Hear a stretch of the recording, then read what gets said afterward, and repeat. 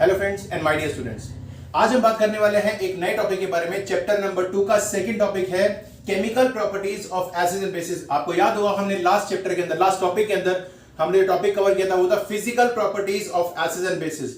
तो अब जो हमारा सेकंड टॉपिक है इस चैप्टर का वो है chemical properties of acids and bases. लेकिन उसको हम शुरू करने से पहले एक बार फटाफट से हम लोग एक क्विक रिकैप ले लेते हैं कि हमने लास्ट टॉपिक में क्या किया था। अगर हम लोग एसिड्स की बात करें फिजिकल प्रॉपर्टीज की, तो हमने पहली प्रॉपर्टी पढ़ी थी कि acids are those substances which are sour in test, यानी कि खट्टे होते हैं टेस्ट में। इसके अलावा हमने बात की थी कुछ नेचुरल एसिड्स की जो हमारे फ्रूट्स के अंदर प्रेजेंट होते हैं, जैसे सिट्रिक एसिड प्रेजेंट होता है ऑरेंजेस और लेमन्स के अंदर, टार्टेरिक एसिड प्रेजेंट होता है टैमरिंड के अंदर, और विटामिन सी जो है एस्कॉर्बिक एसिड वो भी आपके जितने भी सिट्रस फ्रूट्स और मेनली आंवला इनके अंदर प्रेजेंट होता है। और एक और इंपॉर्टेंट चीज कि एसिड जो है वो ब्लू लिटमस को रेड में कन्वर्ट कर देते हैं। तो ये थी हमारी कुछ फिजिकल प्रॉपर्टीज एसिड्स की। और अगर हम जो बेसिस की बात करें तो बेसिस इससे कंप्लीटली उल्टे थे कि जिस तरह से एसिड्स होते हैं सोर इन टेस्ट, यहां पे है bases they are bitter in taste. दूसरी बात, जितने भी बेसिस हैं सारे के सारे they are soapy and slippery to touch, अगर उसको हम लोग हाथ लगाएं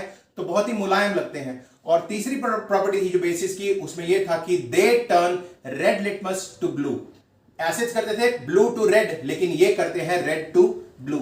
ये तो हो गई फिजिकल प्रॉपर्टी जो हमने लास्ट टॉपिक में कवर की थी। लेकिन आज हम जो बात करने वाले हैं वो है हमारी chemical properties of acids and bases. तो अगर हम लोग शुरुआत करें तो सबसे पहले हम कवर करेंगे एसिड्स के बारे में, उनकी केमिकल प्रॉपर्टीज हम स्टडी करते हैं। तो पहला और सबसे इंपॉर्टेंट रिएक्शन है वो ये आपके सामने एसिड्स के अंदर रिएक्शन विद मेटल्स। अगर हमारा कोई भी एसिड, यहां पे आप ध्यान रखिएगा, हम लोग जिन एसिड्स की बात कर रहे हैं वो हमारे पास दो एसिड्स हैं, एक है HCl हाइड्रोक्लोरिक एसिड और दूसरा है हमारा H2SO4 जिसे हम कहते हैं sulphuric acid.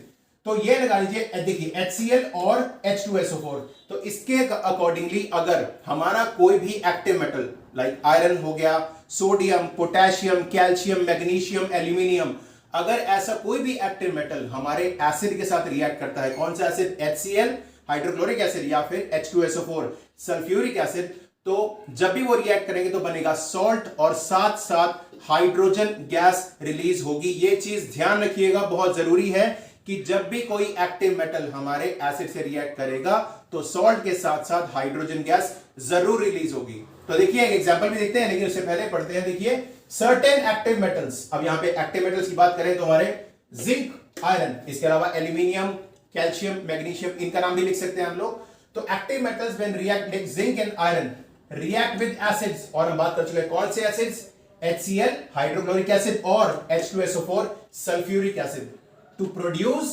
Salt and H2 hydrogen gas. ये ध्यान रखिएगा कि सॉल्ट के साथ साथ हाइड्रोजन गैस निकलेगा। और यहां पे आप ध्यान रखिएगा सॉल्ट, मैं यहां पे कॉमन सॉल्ट यानी कि सोडियम क्लोराइड की बात नहीं कर रहा, कोई भी सॉल्ट बनेगा, कोई भी सब्सटेंस बनेगा। तो जनरली स्टूडेंट्स को यह रहता है कि सॉल्ट का मतलब है नमक, इट्स नॉट दैट। नमक को हम लोग कहते हैं कॉमन सॉल्ट या फिर टेबल सॉल्ट। यहां पे बात हो रही है सिर्फ सॉल्ट की, तो सॉल्ट के साथ हाइड्रोजन गैस बनेगी। एग्जांपल के तौर पर देखिए जिंक एक एक्टिव मेटल है, जब ये H2SO4 सल्फ्यूरिक एसिड के साथ रिएक्ट करेगा तो बनाएगा जिंक का Zn और H2SO4 का सल्फेट, ये आपस में कंबाइन कर जाएंगे और बनाएगा जिंक सल्फेट। और साथ में जो गैस रिलीज होगी वो यहां से रिलीज होगी H2, ये गैस ऐसे निकल जाएगी। और आप लोग एरो बनाएंगे तो इससे होता है कि हाइड्रोजन गैस बाहर निकल जाती है। लेकिन अब एक बहुत इंपॉर्टेंट क्वेश्चन हमारे माइंड में आता है कि हम लोग कैसे मान लें कि हाइड्रोजन गैस रिलीज हुई है। तो इसके लिए एक बहुत ही कॉमन एक्सपेरिमेंट है, मैं आपको डायग्रामेटिकली भी दिखा देता हूं अभी फिलहाल। इसमें होता क्या है कि जब आप अपने जिंक को सल्फ्यूरिक एसिड से रिएक्ट करते हैं और उस रिएक्शन को थोड़ा सा गर्म करते हैं तो उसमें से गैस निकलेगी। अगर उस गैस को आप लोग डिलीवरी ट्यूब के सहारे एक सोप सॉल्यूशन के अंदर डिप कर दें तो उस सोप सॉल्यूशन में से बबल्स निकलेंगे और उन बबल्स के अंदर भरी होगी कौन सी गैस, हाइड्रोजन गैस। तो जब इस हाइड्रोजन गैस के बबल्स के पास आप जलती हुई एक कैंडल या मैच स्टिक लेके आएंगे तो जो उसके बबल्स हैं वो पॉप साउंड करके बर्स्ट होंगे। ध्यान रखिएगा पॉप साउंड। तो कई बार क्वेश्चन आता है gas is produced with Burns with the pop sound. तो ध्यान रखिएगा जब भी पॉप साउंड वाली गैस का नाम आएगा तो हमेशा जो गैस आपके माइंड में आनी चाहिए वो होनी चाहिए हाइड्रोजन गैस, बिकॉज एक यही गैस है जो पॉप साउंड से बर्स्ट करती है। तो एक सबसे कॉमन और सबसे इंपॉर्टेंट रिएक्शन है ये कि whenever hydrogen gas is release it Burns with a pop sound. तो यहां पे आपके सामने आपको मैं डायग्रामेटिकली दिखा देता हूं, भी आपको आई थिंक शो हो रहा होगा, तो इसमें दिखाई दे रहा है कि हाइड्रोजन गैस जो है पॉप साउंड से बर्स्ट कर रही है। राइट। ये तो हो गया हमारा एसिड का रिएक्शन मेटल्स के साथ। अब आती बात एक और चीज, एसिड का रिएक्शन किसके साथ? मेटल कार्बोनेट्स के साथ एंड मेटल हाइड्रोजन कार्बोनेट्स के साथ। तो अब यहां पे हम लोग एसिड की बात करें, reaction with metal carbonates and metal hydrogen carbonates. अब ध्यान रखिएगा, इसके अंदर एक और चीज ध्यान देने वाली है कि जब भी वर्ड कार्बोनेट आएगा माइंड में, तो कार्बोनेट का मतलब होता है CO3। CO मतलब कार्बन मोनोऑक्साइड, CO2 मतलब कार्बन डाइऑक्साइड, और CO3 का मतलब है carbonate, not carbon trioxide, it's called carbonate. जितने भी आपके कोल्ड ड्रिंक्स होती हैं या फिर सोडा होते हैं जिनके अंदर बबल्स निकलते हैं ढक्कन खोलने के बाद, उन सभी के अंदर कार्बोनेट सॉल्ट प्रेजेंट होता है। लेकिन और वो बेसिक होते हैं, तभी तो हम कहते हैं सोडा। तो soda generally basic in nature. अब हम बात करें मेटल कार्बोनेट की, तो देखिए मेटल कार्बोनेट की बात करें तो मेटल के साथ डायरेक्टली CO3 जुड़ा होगा। देखिए ये रहा Na2CO3 यानी कि sodium carbonate, CaCO3 calcium carbonate, हम बहुत अच्छे से जानते हैं। ये दोनों के दोनों क्या है? Metal carbonates. और अब आती बात मेटल हाइड्रोजन कार्बोनेट की। इसके अंदर हम बात करते हैं मेटल हाइड्रोजन कार्बोनेट के अंदर सोडियम हाइड्रोजन कार्बोनेट। तो ये हो गए हमारे, ये दोनों हो गए हमारे मेटल कार्बोनेट, और ये हो गया हमारा मेटल हाइड्रोजन कार्बोनेट। जब ये दोनों के दोनों सब्सटेंसेस, इनमें या इनमें से कोई भी सब्सटेंस एसिड से रिएक्ट करेगा तो प्रोड्यूस करेगा salt plus water plus carbon dioxide gas. ध्यान रखिएगा, जब भी कोई भी कार्बोनेट का रिएक्शन होगा उसके अंदर रिएक्शन के एंड में कार्बन डाइऑक्साइड गैस जरूर निकलेगी। आपकी कोल्ड ड्रिंक्स के अंदर जैसे आप जैसे उसका कैप खोलते हैं तो अंदर बबल्स निकलते हैं, वो सारे के सारे बबल्स होते हैं कार्बन डाइऑक्साइड गैस के। अगर आप कभी कोल्ड ड्रिंक की बोतल में देखें तो लिखा होता है स्वीटेंड कार्बोनेटेड बेवरेज, मतलब एक मीठी की गई कार्बोनेट यानी कार्बोनेट सॉल्ट कैरी करने वाली कोल्ड ड्रिंक। तो इसके अंदर जैसे आप प्रेशर रिलीज करते हैं तो कार्बन डाइऑक्साइड गैस बाहर निकलती है। तो उसी तरह से जब आप लोग मेटल कार्बोनेट को या मेटल हाइड्रोजन कार्बोनेट को रिएक्ट करेंगे किसके साथ? एसिड के साथ, तो आपको मिलेगा सॉल्ट, साथ में मिलेगी कार्बन डाइऑक्साइड गैस, और साथ में मिलेगा वाटर। देखिए रिएक्शन दिखाता हूं आपको मैं। When metal carbonates and metal hydrogen carbonate react with acids to form salt, water and CO2 gas। अब ये देखिए CaCO3 calcium carbonate plus HCl hydrochloric acid, इसको जब हम रिएक्ट करेंगे तो बनेगा CaCl2 यानी कैल्शियम क्लोराइड, यानी कि एक सॉल्ट प्लस H2O वाटर, और तीसरा CO2 यानी कि कार्बन डाइऑक्साइड गैस। इस तरह से एक और रिएक्शन मेटल हाइड्रोजन कार्बोनेट का, sodium hydrogen carbonate plus HCl gives NaCl plus H2O plus CO2। फिर से एक और कार्बन डाइऑक्साइड गैस एक बार और। तो जहां पे हम बात करते हैं मेटल कार्बोनेट की या मेटल हाइड्रोजन कार्बोनेट की, तो ये कार्बन डाइऑक्साइड नाम की गैस जरूर निकलेगी। अब फिर से एक दिमाग में क्वेश्चन आता है कि जैसे हमने अभी चेक किया था कि हाइड्रोजन गैस निकलती है तो बस बनती है, पॉप साउंड से बर्स्ट होती है, उसी तरह से अगर हमारी कार्बन डाइऑक्साइड गैस निकले तो वो भी हमारे को दिखाई नहीं देगी, इनविजिबल है। तो हम लोग कैसे कंफर्म करें कि कार्बन डाइऑक्साइड गैस निकली है? इसका एक बहुत ही आसान सा तरीका है कि अगर जो आपकी कार्बन डाइऑक्साइड गैस निकली है उसको अगर आप लाइम वाटर यानी कि कैल्शियम हाइड्रोक्साइड के ऊपर से पास कर देंगे तो क्या बनेगा? Calcium carbonate CaCO3। और कैल्शियम कार्बोनेट आपको बता दूं पानी के अंदर इनसॉल्युबल होता है, तो आपका जो सॉल्यूशन है वो मिल्की वाइट दूध जैसा सफेद हो जाएगा। और इसके अंदर केमिकल रिएक्शन इन्वॉल्व रहेगा, मैं वो भी दिखाया था आपको। तो देखिए ये रहा आपका कैल्शियम हाइड्रोक्साइड CaOH ट्वाइस। इसके थ्रू अगर आप लोग कार्बन डाइऑक्साइड गैस पास कर देते हैं तो बनेगा कैल्शियम कार्बोनेट प्लस H2O। पानी में कैल्शियम कार्बोनेट डिसॉल्व नहीं होता तो नीचे बैठ जाएगा, और क्या ये पूरा का पूरा सॉल्यूशन जो है क्या बन जाएगा? मिल्की वाइट, यानी कि दूध जैसा सफेद सॉल्यूशन तैयार हो जाएगा आपका मिल्की वाइट। तो इसका मतलब ये लगा लीजिए, if you pass carbon dioxide gas through lime water it turns milky due to the formation of calcium carbonate. तो ये हमारे दो रिएक्शंस हैं एसिड्स के, एक मेटल के साथ और दूसरा कार्बोनेट के साथ। तो इसके अंदर बात करें हम लोग मेटल के साथ तो कौन सी है? सॉल्ट, और बनता है हाइड्रोजन गैस। और अगर हम लोग मेटल कार्बोनेट या मेटल हाइड्रोजन कार्बोनेट के साथ रिएक्ट करें तो बनता है salt plus water plus carbon dioxide. और हमने दोनों के दोनों टेस्ट डिटेक्ट कर लिए। Hydrogen gas, the gas Burns with a pop sound, और दूसरा carbon dioxide gas, it turns lime water means calcium hydroxide milky. अब हम बात करते हैं जो हमारा थर्ड रिएक्शन है मेटल का, that is reaction of acids with metal oxides. तो चलिए शुरू करते हैं। Third chemical property of acids. तो हम लोग एक दो प्रॉपर्टी पढ़ चुके हैं कि अगर हम लोग अपने एसिड के साथ मेटल को रिएक्ट करते हैं तो बनता है सॉल्ट प्लस हाइड्रोजन गैस। और दूसरी प्रॉपर्टी हमने ये पढ़ी कि अगर हम लोग एसिड को रिएक्ट करते हैं मेटल कार्बोनेट और मेटल हाइड्रोजन कार्बोनेट के साथ तो हमें मिलता है salt plus water plus carbon dioxide. अब तीसरी और आखिरी केमिकल प्रॉपर्टी है एसिड्स की, reaction of acid with metal oxides. अब मैं पहले बता दूं आपको, जितने भी मेटल के ऑक्साइड्स होते हैं they are all basic in nature. ध्यान रखिएगा, they all are basic in nature. सिर्फ दो ऑक्साइड हमारे पास ऐसे हैं जो एसिडिक भी हैं और बेसिक भी हैं, इनके बारे में बाद में बताऊंगा आपको। लेकिन वो जो दो ऑक्साइड जो है वो है, एक है जिंक ऑक्साइड और दूसरा है एल्यूमिनियम ऑक्साइड।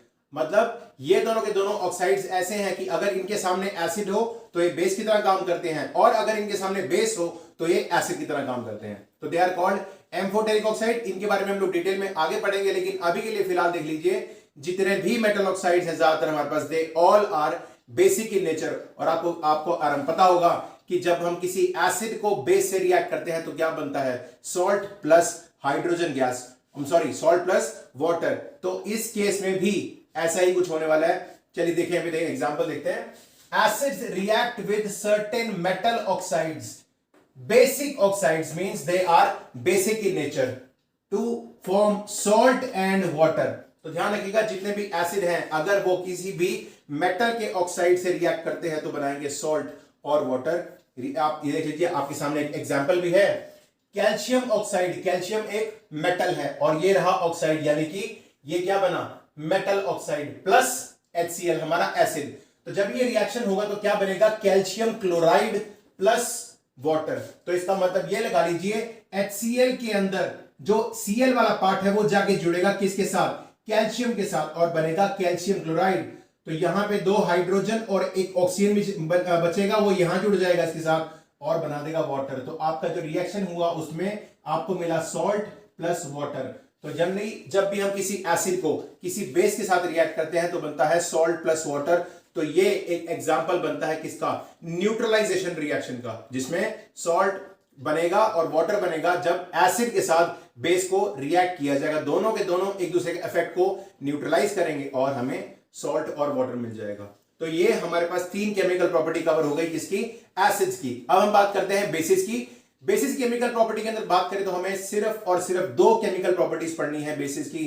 और जो पहली प्रॉपर्टी है एसिड्स और बेस की दोनों की सेम है, यानी कि रिएक्शन विद एक्टिव मेटल। हम लोग पहले पढ़ चुके हैं, जिस तरह से एसिड्स जब किसी भी एक्टिव मेटल से रिएक्ट करते हैं तो बनाते हैं सॉल्ट प्लस वाटर, उसी तरह से इसके अंदर भी जब हमारे बेसिस रिएक्ट करें किसी एक्टिव मेटल के साथ तो भी बनाएंगे सॉल्ट प्लस हाइड्रोजन गैस। ध्यान दीजिएगा, देखिए reaction with metals, bases react with active metals to produce salt and hydrogen gas. तो ये रिएक्शन दोनों के अंदर सेम होगा। एसिड जब रिएक्ट करेंगे एक्टिव मेटल के साथ तो बनाएंगे सॉल्ट एंड हाइड्रोजन गैस, और जब बेसिस भी रिएक्ट करेंगे एक्टिव मेटल के साथ तो भी बनाएंगे सॉल्ट और हाइड्रोजन गैस। और हम लोग हाइड्रोजन गैस कंफर्मेटरी टेस्ट पहले ही कर चुके हैं। कैसे हम लोग आइडेंटिफाई करते हैं, बाय पॉप साउंड, राइट। तो इसके अंदर भी वही एक्सपेरिमेंटल सेटअप होगा जो हमने अभी पढ़ा था केमिकल प्रॉपर्टी ऑफ एसिड्स के अंदर, वही प्रॉपर्टी होगी इसके अंदर भी, बेसिस के अंदर भी हाइड्रोजन गैस का निकलना। एग्जांपल देखिए, zinc an active metal react with NaOH, यानी कि सोडियम हाइड्रोक्साइड, एक बेस है, बहुत ही स्ट्रॉन्ग बेस है। जब हम लोग इसे रिएक्ट करते हैं आपके जिंक के साथ NaOH को तो बनेगा Na2ZnO2। अब देखिए यहां पे Na2 है और O भी 2 है यहां पे, लेकिन यहां पे Na एक है तो हम लोग बैलेंस करने के लिए हम चाहें तो यहां पे 2 लगा सकते हैं। तो Na2Zn और O2 ये तीनों चीजें इकट्ठे जुड़ जाएंगे, क्या बनेगा, सॉल्ट, जिसे हम कहते हैं sodium zincate, salt, sodium zincate and hydrogen gas. और साथ में ये यहां जो H बचा, H2 की फॉर्म में बचा, ये हाइड्रोजन गैस बनके बाहर निकल गई। और इसका अगर हम लोग चाहे टेस्ट करना तो टेस्ट हमारे पास वही है कि it Burns with a pop sound. तो ये तो हमारा वही हो गया। इसी वजह से, इसका ये कारण ये है कि किसी भी हम लोग कोई भी खट्टी चीज अगर हो तो हम लोग उसको किसी भी मेटल के कंटेनर के अंदर नहीं डालते। रीजन, एक सॉल्ट बनता है जो काफी पॉइजनस होता है और साथ में हाइड्रोजन गैस निकलती है। इसीलिए कोई भी खट्टी चीज को हम लोग किसी भी एक्टिव मेटल के कंटेनर में नहीं रखते। और वही केस होता है बेस का भी, तो कोई स्ट्रॉन्ग बेस भी हम लोग नहीं रखते किसी भी एक्टिव मेटल के कंटेनर के अंदर, राइट। अब आता है दूसरा और आखिरी रिएक्शन बेसिस का, जो हमने अभी एसिड्स के अंदर हमने क्या रिएक्शन पढ़ा था, रिएक्शन विद मेटल ऑक्साइड्स, और हमने अभी पढ़ा मेटल ऑक्साइड्स बेसिक होती है नेचर में। लेकिन अगर हम लोग बेसिस में बात करें तो हम लोग देखेंगे reaction with non metallic oxides. Metallic oxides basic होती है नेचर में, और उसी तरह से आपके नॉन मेटल की जो ऑक्साइड्स होंगी वो होंगी एसिडिक नेचर में। और जब उस एसिडिक ऑक्साइड का बेस के साथ रिएक्शन होगा तो क्या बनेगा, फिर वही salt and water. Reaction with non metallic oxide, देखिए इसके अंदर bases react with non metallic oxide यानी कि acidic oxides to form salt and water. अब देखिए bases react with non metallic oxide और यहां पे acids react with certain metal oxides. तो नॉन मेटल ऑक्साइड्स क्या हुए, एसिडिक ऑक्साइड्स, और हमारे मेटल ऑक्साइड्स क्या हुए, बेसिक ऑक्साइड्स। तो इन बेसिक ऑक्साइड्स के साथ एसिड रिएक्ट करेगा और इन एसिडिक ऑक्साइड के साथ हमारा बेस रिएक्ट करेगा। अब एग्जांपल देख लीजिए इसके अंदर भी। तो पहला है हमारी एसिडिक ऑक्साइड यानी कि नॉन मेटल की ऑक्साइड, तो ये रहेगा हमारी कार्बन डाइऑक्साइड। कार्बन आपको पता है कि एक नॉन मेटल है, इस नॉन मेटल के साथ हमने ऑक्सीजन को जोड़ दिया तो क्या बना, कार्बन डाइऑक्साइड। ये हमारा क्या हो गया, नॉन मेटेलिक ऑक्साइड। इसके साथ हम किसे कंबाइन करेंगे, अपने बेस को, और बेस कौन सा है, कैल्शियम हाइड्रोक्साइड CaOH ट्वाइस। तो जब ये रिएक्ट करेगा कार्बन डाइऑक्साइड के साथ तो क्या बनाएगा, CaCO3 कैल्शियम कार्बोनेट यानी कि सॉल्ट प्लस H2O यानी कि वाटर। तो ये देखिए आपके सामने जिस तरह से इसके अंदर एंड में सॉल्ट प्लस वाटर बना था, उसी तरह से इसके एंड में भी सॉल्ट प्लस वाटर बना है। तो सिर्फ डिफरेंस इस चीज का है कि मेटेलिक ऑक्साइड जो है वो कौन सी होती हैं, बेसिक इन नेचर, और नॉन मेटेलिक ऑक्साइड्स क्या होती हैं, एसिडिक इन नेचर। तो जब इनका रिएक्शन करोगे बेस के साथ तो बनेगा सॉल्ट प्लस वाटर, और जब इन मेटेलिक ऑक्साइड्स का रिएक्शन करोगे एसिड के साथ तो भी बनेगा सॉल्ट प्लस वाटर। तो ये पूरा का पूरा जो टॉपिक है ये आपका हो गया acidic and basic properties and all the chemical properties of acids and bases। तो आपका ये सेकंड टॉपिक यानी chemical properties of acids and bases पूरा कंप्लीट हो चुका है। तो अब इस चैप्टर के अंदर हम लोग दो चीजें कवर कर चुके हैं, पहला physical properties of acids and bases और दूसरा chemical properties of acids and bases. इस टॉपिक से रिलेटेड अब तक इस चैप्टर में कोई भी प्रॉब्लम हो, just send me your questions in comment section and I will definitely solve your problem. तो आई होप इतना भी आपके लिए काफी होगा। नेक्स्ट लेक्चर में हम बात करेंगे पीएच के बारे में, उसकी इंपॉर्टेंस के बारे में, और फिर कुछ सॉल्ट्स की डिस्कशन करेंगे। तो आई होप ये चीज आपको क्लियर हो गई होगी। If any query just let me know in the comment section and I will definitely revert back, right. Thank you very much.